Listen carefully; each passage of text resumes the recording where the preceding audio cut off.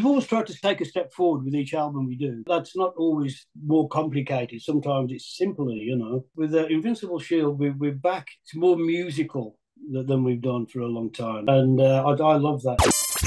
Rock, metal, prog, and everything in between. Welcome to this episode of Talkin' Rock with Meltdown. Don't forget to follow the audio-only Talkin' Rock podcast on all podcast platforms. And now, it's time for today's conversation. Here's Meltdown. Well, another rock legend I can check off my list. Ian Hill from Judas Priest. How are you? Oh, I'm just fine, thank you. And yourself? Yeah, I'm doing great. We're just getting ready for this Priest show September 17th at the Michigan Lottery Amphitheater. You still look forward to getting out there on tour? Absolutely, yeah. It's why we do it these days, you know, because we love it. Yeah. And we can't wait to go. We've had about 5 weeks into a 6-week layoff, so we're all getting ready to go now. Yeah. Do you like recording the new songs, or do you like touring better? Probably touring. Really, I mean, there's more. I don't know, more excitement, I think, with touring, basically because you're traveling somewhere different nearly every day, you know, meeting different people and what have you. Whereas, although recording is great too, you know, you're in the same place with the same people, and it doesn't get tedious or anything, but it's just a different vibe completely, you know, compared to being on tour. Yeah, and I was thinking about this before I talked to you, but speaking of different vibe, Richie Faulkner, I know we've talked about this before, but Richie Faulkner has really changed, it seems like, not only the vibe, but also almost the sound of the band. Do you agree with that? To a certain extent, yes. I mean, we've moved on, you know, since it's been with us now for about 12 years. And I mean, when he first joined the band, it was to go on tour. So he was he was there to play Ken's parts, you know. And that's what he had to do. But you know, since we started to record again, he's had recording input on the recording side of things and the songwriting. He's come into his own, you know, and he's made his own mark, and he's his own person. Having said that, we're still recognisably Judas Priest, you know. He's had Glenn there with him for most of that time. And you know, giving him hints and, you know, showing him the right direction and what have you.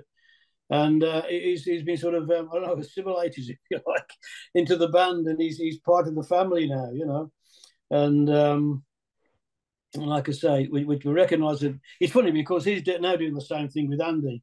Now Glenn, you know, tragically can't tour with us anymore, you know, apart from the one or two shows that he can handle. Richie's now doing it with Andy, you know, he's pointing Andy in the right direction. Yeah. So it's important you keep that that overall sound really recognisable, you know, to keep that continuity going. Yeah, the sound is definitely Judas Priest. So speaking of Glenn, I didn't even think about this, but yeah, I mean, didn't have it written down or nothing. But how's he doing? He's about as well as anybody can do given the situation, you know. I mean, it's a horrible thing that he's got, and. You know, it's a steady fade. You know, I mean, he's doing the best he can. So he has his good days, bad days, and you know, I know it breaks his heart. You know, that he can't come out and play with us anymore. You know, not for a complete set anyway. I mean, when he's well enough, he will come out and he'll do one or two songs in the encores. You know, please don't go out and buy a ticket on the strength of that, because the chances are he probably won't be there. You know. But it's always a great surprise when he does, you know. I mean, we all love Glenn, and we love it when he can come out and visit. And, you know, even if he doesn't get up on stage, if he just comes out to say hello, it's always a great event, you know. But yeah, he's about as good as anybody could be, given the position, you know. Yeah. Now, being the only member of Judas Priest through its entire history, what did you think of Rob's book when you look back on the history and Rob's book and everything like that? You must have read it, right? Yeah. It's mostly right. It's funny because when you go back all those years, 50 years, I mean, Rob keeps calling me up, you know, saying, oh, can you remember this and that, you know? So I've had a bit of input in it myself, you know, over the last couple of books. But everybody remembers things differently, you know, larger or smaller, whatever the event may be. But yeah, it's pretty accurate. And I mean, his own personal thing. Obviously, he can only comment on that himself. But from the band point of view, yeah, I think he's probably got it spot on. You know. Yeah. And it was funny because one of the things I remember most about that book was when you guys were recording and you guys were recording where John Lennon recorded and he stole the statue or something. Yeah, it was. It was. It was Tittenhurst Park, which was John Lennon's house, a big Georgian mansion in Ascot, not too far away from London. And he sold it on to Ringo. Of course, Lennon installed a very, very high quality studio in there, you know, obviously being who he is. And Ringo bought it from him, and then he went to live in Switzerland, I believe, you know, so it was empty for most of the time. So somebody said, why don't you start renting out the studio, you know? So hence we did, well, we mixed Unleashed in the East there. We put that together at Tittenhurst Park. And we did the whole of British Steel there, you know. What a great place to record, you know, wonderful, wonderful building in like acres and acres of parkland, you know, wonderful arboretum there, rare trees from all over the world. It was a wonderful place, wonderful vibe. And of course, then you've got the Beatles connection there as well. And, you know, it was just like I say, it was a great atmospheric place to record. And speaking of books, I just finished reading Geezer's Butler books. And of course, your guys' bands and careers kind of paralleled each other. Did you happen to read that one yet? I haven't read Geezer's yet. No, but I will. Yeah. It'd be interesting to see if their experiences were similar to our own. I'm sure they were. They come from the same neck of the woods, you know. So that you know, they probably went through the same, had to jump through the same hoops as we did, you know, 1 or 2 years before. But yeah, it'll be an interesting read, I'm sure. Yeah, you guys must have crossed paths a lot with the guys from Sabbath. All the time, you know, all the time. We've toured with Sabbath and Heaven and Hell. Heaven and Hell came and special guested to us. It's been some years ago now, but yeah, it was a great experience. They're a great bunch of lads. They really are. You know, they're, like I say, they're from the same part of the world. They've got the same sense of humour. They've had the same sort of youth experiences that we had, brought up in the same environment and what have you. So we've always had a lot in common with them, you know. And even when we're not talking about music, we can talk about old places we used to haunt in town, you know, places like that. Yeah, Geezer wrote about his upbringing. He was really lower middle class, or maybe even just plain old lower class in Ozzy as well. Absolutely, yeah. We were all working class, you know. Everyone with this band, I think Glenn was the only one. I think he went to a grammar school. Other than that, we were working class, you know. None of us were white collar workers. It is what you did back then, you know. We're talking late 60s, early 70s. The Midlands was a very, very industrialized part of the country. In fact, the area is known as the Black Country. Not there's any racial connotations. It's just that everything was covered in soot. You know, and the old saying was red by night and black by day. You know, and that's the environment we were brought up in. And like I say, we were all working class, and everybody that lived there was working class. Even management was working class. You know, everyone sort of worked hard, even if you sat in an office. You know. Well, one of the things that struck me about Geezer's book was he talked about his upbringing, of course, and not having much. And then, you know, 7-8 years into the band, he's living in a gigantic house in Beverly Hills, and it's like his whole life had changed. Was that kind of your experience as well? Yeah, it came a bit more gradually with ourselves. We were at the tail end of the first wave of heavy metal. It wasn't called heavy metal then, you know, it was called something else, called heavy rock, you know. We were all playing heavy metal, of course, but we just didn't know it. But yeah, it came a little bit more gradually to ourselves. All the major record companies had already got their metal band, if you know what I mean. Sabbath had been signed, of course, Deep Purple, Uriah Heep, Zeppelin, you know, and we were sort of at the tail end of that, and we were 1 or 2 years behind. In development, you know, in that sort of structure, you know. But yeah, I forgot where I was going with that, to be honest. Well, yeah, I Well, mean, you get that when your first chunks of money start coming in, and you go out and buy a big car, and that's the first thing you do. First thing anybody does, goes out and buys some flash car, just to let everybody know that you've arrived. And then the houses and what have you come later. So yeah. And then, you're just talking about, I didn't even really think about this until now, but you guys did it several years later, but Rob leaves the band. Of course, Ozzy left the band. They brought in Dio. You guys brought in kind of an unknown in Ripper Owens. Did you ever think about getting somebody that was a little more known in the rock scene, or did you guys audition a bunch of people? How'd that work?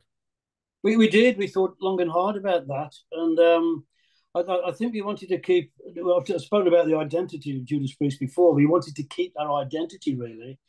And we didn't want to bring somebody else who got their own baggage, who started demanding, well, I think you should play one of my songs. And, that's not really the direction we wanted to go in.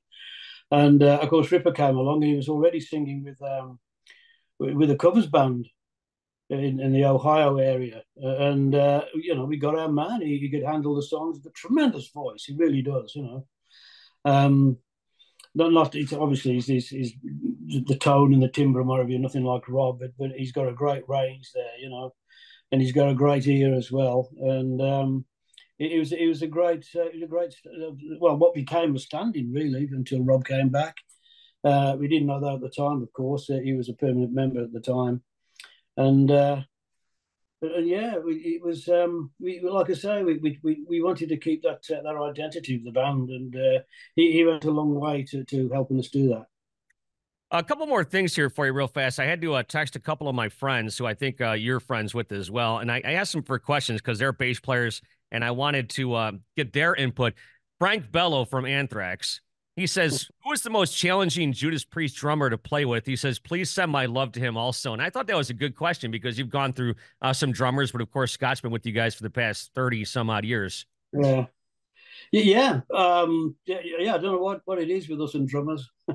at least none of them have spontaneously combusted yet. They've all survived. Except that poor old Dave. Dave, he succumbed to cancer some years ago. But yeah, we have had our issues with drummers over the past. But as you say, Scott came along and he opened up a whole new avenue there. That double bass drum work and what have you. I don't think we could have done anywhere near, some of the drum patterns with the other drummers that we had.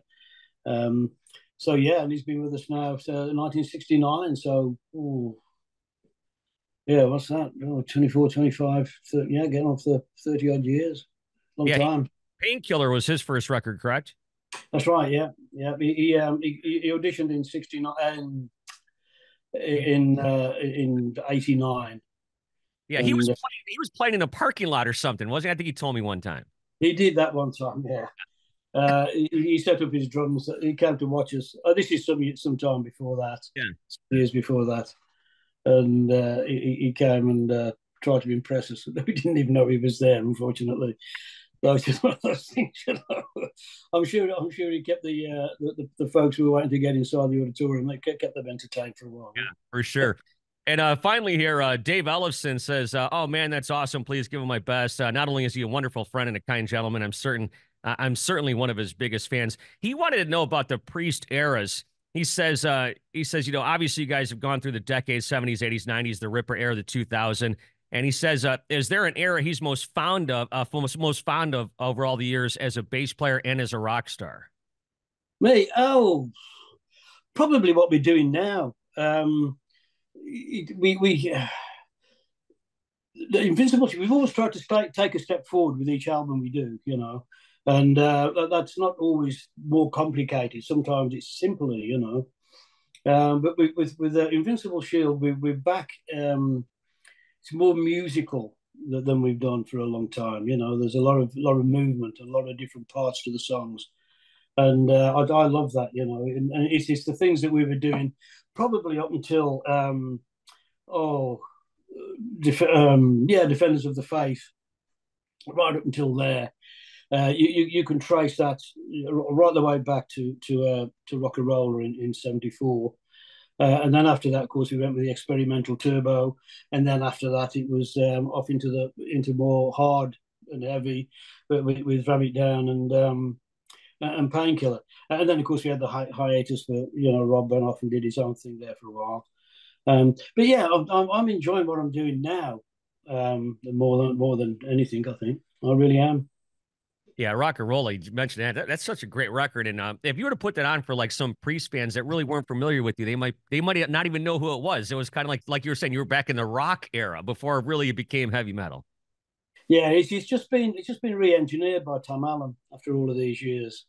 The multi-tracks were in remarkably good condition, and he's changed some of the sounds, made it more modern, and obviously remixed it, and he's done a great job. It's coming out shortly, I believe.